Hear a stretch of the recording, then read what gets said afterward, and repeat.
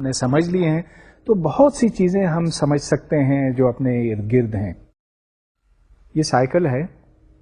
اب اس سائیکل میں دو گراریاں ہیں. ایک بڑی ہے جو چھوٹے کو چلاتی ہے، اور جب یہ یوں گھومتی ہے، بڑی گراری گھومتی ہے ایک دفعہ، تو چھوٹی گراری کئی دفعہ گھومتی ہے. کتنی دفعہ گھومے گی اس کا ہم یوں حساب لگا سکتے ہیں. اگر اس کا ریڈیس R1 ہے اور اس چھوٹی گراری کا ریڈیس R2 ہے، تو اگر یہ ایک دفعہ گھومتی ہے تو وہ R1 ڈیوائڈیڈ بائی R2 دفعہ گھومے گی. تو اگر ان میں 3 گنے کا فرق ہے، یہ ایک دفعہ گھمانے سے وہ 3 دفعہ گھومے گی. یہاں پر کئی اور باتیں ہیں سمجھنے کی. ایک تو آپ یہ دیکھیں کہ چین یہاں لگائی گئی ہے، اس چین کا مقصد یہ ہے کہ وہ فورس ٹرانسمٹ کرے. اب یہ چین کبھی موو نہیں کرتی، مطلب یہ کہ اس کی کوئی ریلیٹو موشن نہیں ہے. تو جب یہ میں گھماتا ہوں اس طرح سے، تو چین کی سپیڈ ہر جگہ برابر ہے.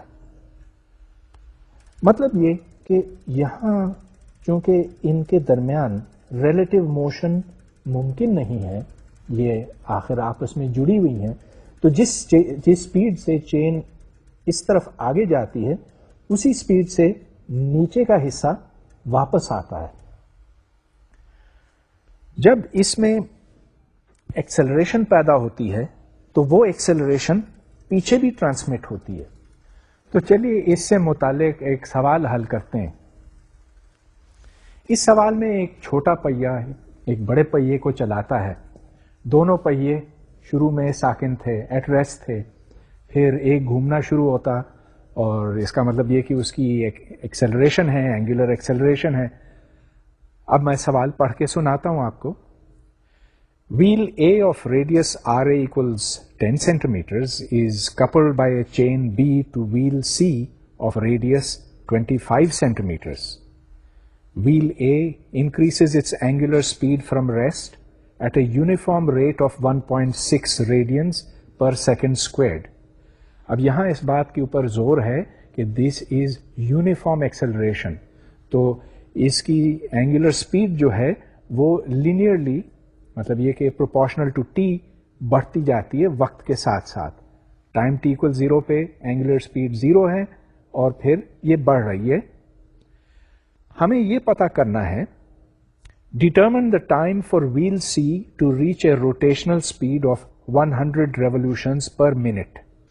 یہاں جو سب سے اہم بات بنتی ہے وہ یہ کہ سپیڈز چین کی اے پر اور سی پر برابر ہیں، بلکہ یہ کہ ہر جگہ جو چین کی سپیڈ ہے وہ برابر ہے. کچھ دیر پہلے میں نے سائیکل کے حوالے سے آپ کو بتایا تھا. تو وی اے از اکول ٹو وی سی، لیکن وی اے کیا ہے؟ یعنی کہ the speed of the chain on A, that is R into omega, R A into omega A. اور اسی طرح آپ دیکھیں کہ V C is R C into omega C. چنانچہ ان دو سپیڈز کو برابر کر کے ہم ایک ریشیو نکالتے ہیں. یہاں سے پھر omega A is R C into omega C divided by R A. Alpha کی ویلیو کیا ہے؟ Alpha is the angular acceleration. Angular acceleration سے مراد یہ کہ یہاں اینگولر سپیڈ چینج ہوئی ہے. شروع میں 0 تھی، بعد میں اومیگا اے بن گئی، دونوں کا ڈفرنس اومیگا اے بنا. کتنا وقت لگا اس کو آپ ٹی کہیں گے. So alpha is equal to omega A divided by T. یہاں سے پھر آپ ٹی کی ویلیو نکالیں. T is omega A divided by alpha which is equal to then 16.4 seconds. اب میں ایک اور موضوع کی طرف آتا ہوں. ایک جسم کسی مستقل رفتار یعنی کہ کانسٹنٹ سپیڈ کے ساتھ ایک دائرے میں گھومتا ہے. تو مثال کے طور پر میں نے یہ دھاگے سے باندھا ہوا اور یوں اس کو گھما رہا ہوں. اب اس دھاگے کی لمبائی تو نہیں بدل رہی ہے، گویا کہ radius distance from the centre constant ہے، اور اس کی سپیڈ بھی نہیں بدل رہی ہے. مگر اس کا کیا یہ مطلب بنتا ہے کہ یہ بغیر ایکسلریشن کے ہے؟ اسپیڈ کانسٹنٹ ہے، لیکن کیا اس سے یہ نتیجہ اخذ کرنا کہ ایکسلریشن نہیں ہے یہ درست ہوگا؟ اس سے قبل کہ ہم اس نتیجے پہ پہنچیں کہ نہیں ہوگا، ہمیں اس کے اوپر غور کرنے کی ضرورت ہے کہ یہاں پر ویلوسٹی کی ڈائریکشن کیا تھی۔ اب یہ دیکھیں کہ یہاں یہ جسم اس سمت جا رہا ہے، پھر تو اس وقت یہ یہاں اس سمت جا رہا ہے، جب یہ یہاں پہنچتا ہے تو وہ اس سمت جا رہا ہے، گویا کہ ویلوسٹی ویکٹر اس سمت میں ہے، اور جب یہ یہاں پہنچتا ہے تو نیچے کی طرف ہے، گویا کہ یہاں پر اگرچہ اسپیڈ نہیں بدل رہی ہے، کانسٹنٹ ہے، لیکن ویلوسٹی ضرور تبدیل ہو رہی ہے، اور جب ویلوسٹی تبدیل ہوتی ہے تو اس کا مطلب یہ ہے کہ ایکسلریشن لازمی طور پر موجود ہے۔ اس کو اب ہم تفصیل سے سمجھنا چاہیں گے۔ تو سب سے پہلے جیسا کہ میں نے پہلے کہا، ادھر اسپیڈ کانسٹنٹ ہے، magnitude of V1 is equal to magnitude of V2 is equal to V، لیکن ڈائریکشنز میں فرق ہے۔ V1 اگر اوپر کی طرف ہے تو V2 ذرا سائڈ کی طرف ہے، ان کے درمیان کوئی اینگل ہے، اور V2 مائنس V1 سینٹر کی طرف ہے، اس واسطے اس کو سینٹریپیٹل ایکسلریشن کہتے ہیں، گویا کہ یہ مرکز کی جانب ہے۔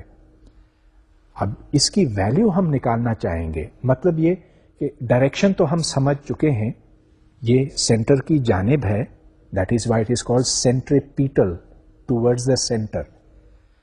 میگنیٹیوڈ نکالنے کے لیے ڈیلٹا وی، گویا کہ V2 مائنس V1 میں جو فرق ہے اس کو نکالنا باقی ہے۔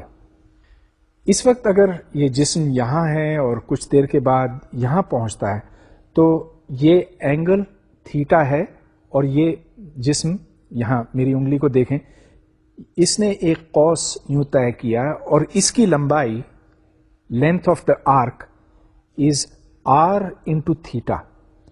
اب r اس کی لمبائی ہے، ریڈیس ہے، اور theta is the angle through which it has turned.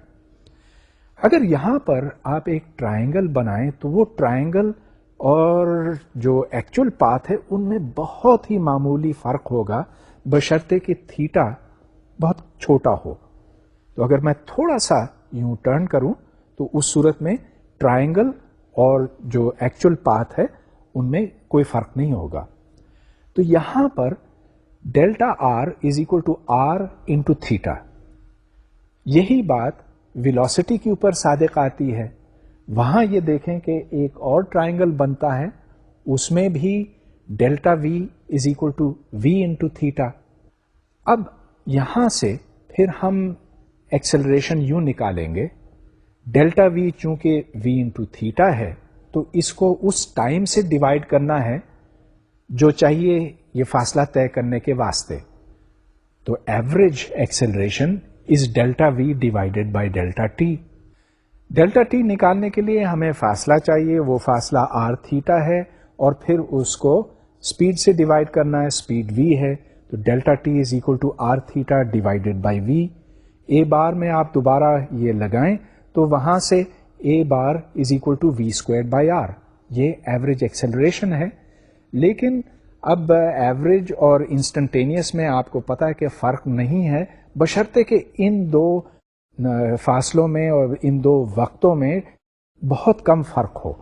تو یہاں سے پھر اے نکلتا ہے as the limit as delta T goes to 0 and you get V squared divided by R. اس کو سینٹریپیٹل ایکسلریشن کہتے ہیں، اور اس کی سمت کیا ہے؟ اندر کی طرف۔ تو radial acceleration v square divided by r ہے، لیکن وی خود آر انٹو اومیگا ہے، یہ اس میں ڈالیں، r squared omega squared divided by r, تو اس سے آر انٹو اومیگا اسکوائرڈ بنتا ہے۔ یہ ایک دوسرا فارم ہے، یہ بھی اچھی چیز ہے یاد رکھنے کے واسطے۔